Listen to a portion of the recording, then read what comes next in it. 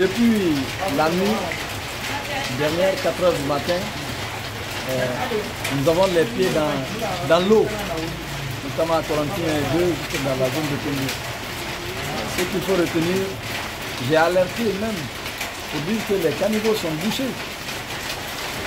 Il faut curer ces caniveaux. Ne faisons pas toujours le médecin après la mort. On peut sauver encore ces familles. Qu'est-ce que nous avons fait pour mériter cela? C'est juste des failles qui ne viennent pas de nous. Quand vous prenez la mosquée de Corentin, ici, vous avez vu que la mosquée coule. Et ce n'est pas cette grande mosquée de Corentin seulement. Toutes les 3 mosquées de Corentin sont dans cet état.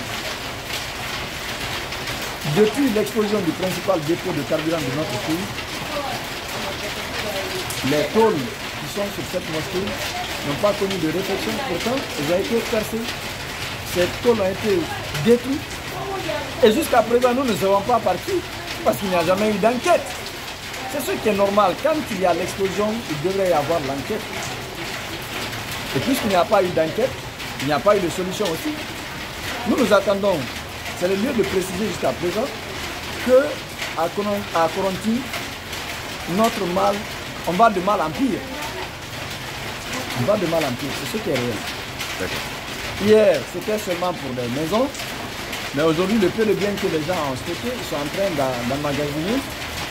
L'eau vient détruire cela aussi. Dieu nous sauve s'il n'y a pas de perte en vie humaine.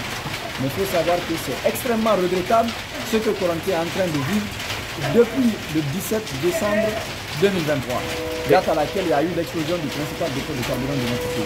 Selon vos constats, environ combien de familles ont été touchées par... Il faut compter près de 200 ménages qui sont dans cette situation aujourd'hui, qui ont les pieds dans l'eau. Et ces gens-là qui cherchent de quoi vivre, qui vivent au quotidien, vont faire face à de nouvelles dépenses. Parce qu'il n'y a pas quelqu'un pour venir à l'aide. Je vais vous rappeler, c'est le lieu de vous rappeler que les dons qui ont été mobilisés en faveur des sinistrés ne sont jamais venus. Donc on ne peut pas espérer qu'en pareille circonstance que d'autres choses vont venir. Là où les tôles, les ciments, les brouettes et tout ce qui s'ensuit, les sommes d'argent qui nous ont été destinées ne sont pas arrivées, on ne peut pas espérer en pareille circonstance que d'autres choses arrivent.